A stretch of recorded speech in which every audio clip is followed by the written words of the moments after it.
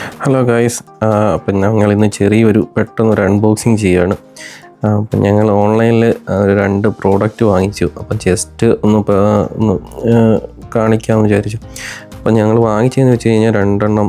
ഒന്നൊരു ചെറിയൊരു പോർട്ടബിൾ ഹീറ്ററും പിന്നെ ഒരു ഡീഹ്യൂമിഡിഫയറും. കാരണം ഇപ്പോൾ വിൻ്റർ ആവുന്നതുകൊണ്ട് തന്നെ ഇവിടെ കയ്യിൽ നിന്ന് ഹീറ്റർ കംപ്ലൈൻ്റ് ആയി.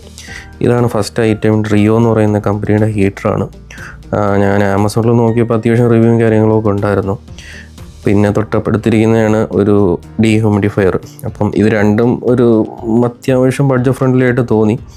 ഇപ്പം ഞാനിത് ചെയ്യുന്നത് കുറച്ചൊരു 1-2 ആഴ്ചയായി ഇത് മേടിച്ച് കഴിഞ്ഞിട്ട്. അപ്പം അത്യാവശ്യം കുഴപ്പമില്ല, എന്നാൽ കുറേ അധികം പോസിറ്റീവ്സും നെഗറ്റീവ്സും ഉണ്ട്. അപ്പോൾ നമുക്കിന്ന് ചെറിയൊരു അൺബോക്സിങ് കാണാം. ഇതാണ് ഡ്രിയോ. നമ്മുടെ ഒരു സെറാമിക് ഹീറ്ററാണ്, 1500 വാട്ട്സ്. പിന്നെ ഇത് ആറ്റം 316 ഗോൾഡ് എന്ന് പറയുന്ന അവരുടെ തന്നെ ഒരു വേർഷനാണ്. ഒരു അത്യാവശ്യം വെയിറ്റ് ഉണ്ട്, ഒരു 1.76 kg ഉണ്ട്. ഇവർ പറയുന്നത് 200 സ്ക്വയർ ഫീറ്റോളം കവർ ചെയ്യുന്നതാണ്. ഇപ്പോൾ ഇതിനകത്ത് നമുക്ക് പല ഓപ്ഷൻസ് ഉണ്ട്. അതായത് ടെമ്പറേച്ചർ സെറ്റ് ചെയ്യാനും അതുപോലെ ടൈമർ സെറ്റ് ചെയ്യാനുള്ള ഓപ്ഷൻസ് വളരെ ഈസി ആയിട്ട് നമുക്ക് ടച്ച് സെൻസ് ചെയ്യുന്ന കുറച്ച് കീസാണ് അതിനകത്തുള്ളത്. അപ്പം നമുക്ക് ഈസിയായിട്ട് യൂസ് ചെയ്യാൻ പറ്റും. പിന്നെ ഹീറ്റിങ്ങിൻ്റെ കാര്യം പറയുകയാണെന്നുണ്ടെങ്കിൽ ഇപ്പോൾ ഇത് 3 മോഡാണ് ഇതിനകത്തുള്ളത്. H1, H2, H3, അതായത് ഹൈ 1, ഹൈ 2, ഹൈ 3. പിന്നെ അതിൽ തന്നെ നമുക്ക് ടെമ്പറേച്ചർ കൺട്രോൾ ചെയ്ത്, അതായത് റൂമിലെ ടെമ്പറേച്ചർ അനുസരിച്ച് ഹീറ്റ് സെറ്റ് ചെയ്യാനുള്ള ഓപ്ഷനും ഉണ്ട്. പിന്നെ ടൈമറുണ്ട്, ചൈൽഡ് ലോക്ക് ഉണ്ട്.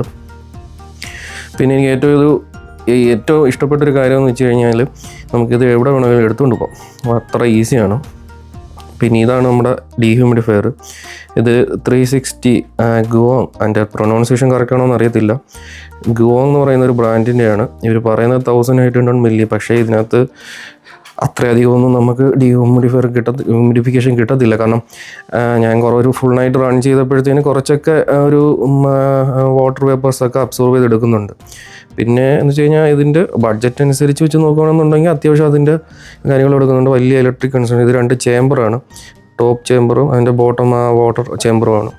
അപ്പോൾ ഇതിനകത്ത് അത്ര വലിയ മെക്കാനിസം ഒന്നും കാര്യങ്ങളൊന്നുമില്ല. എല്ലാം വളരെ സിമ്പിളായിട്ടുള്ള പ്രോസസ്സാണ്. ജസ്റ്റ് ഇങ്ങനെ നമ്മളൊരു ഓപ്പൺ ചെയ്യാതെ അതിനകത്തേക്ക് വെക്കുക, ജസ്റ്റ് ഒന്ന് പവർ കണക്ട് ചെയ്യുക. ടോപ്പിൽ തന്നെ കുറേ കീസും കാര്യങ്ങളൊക്കെ ഉണ്ട്. പിന്നെ ഇവർ പറയുന്നത് ഇതിനകത്ത് ഓട്ടോമാറ്റിക് ടൈമറും കാര്യങ്ങളൊക്കെ ഉണ്ട്. പിന്നെ ഓട്ടോ ഓഫ് ഓപ്ഷൻ ഉണ്ട്. പിന്നെ നമുക്ക് സ്ലീപ്പ് മോഡ് ഇടാം.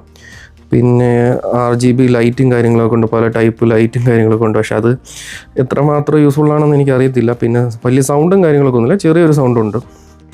പിന്നെ പവർ കൺസംഷനും വലിയ ഇതില്ലെന്നാണ് എൻ്റെ ഒരു ഇത്. ഇപ്പം ഞാൻ ഈ 1 മന്ത് ഒന്ന് മോണിറ്റർ ചെയ്യുമ്പോഴേ നമുക്ക് അറിയാൻ പറ്റത്തുള്ളൂ. പക്ഷേ ഒരു ചെറിയൊരു റൂമിന് അത്യാവശ്യം ചെറിയ രീതിയിൽ, വലിയ ഇതൊന്നുമല്ല, അതിൻ്റെ ഒരു ബഡ്ജറ്റ് വെച്ച് നോക്കുകയാണെന്നുണ്ടെങ്കിൽ അത്യാവശ്യം അതിൻ്റെ പ്രോസസ്സ് ചെയ്യുന്നുണ്ട്.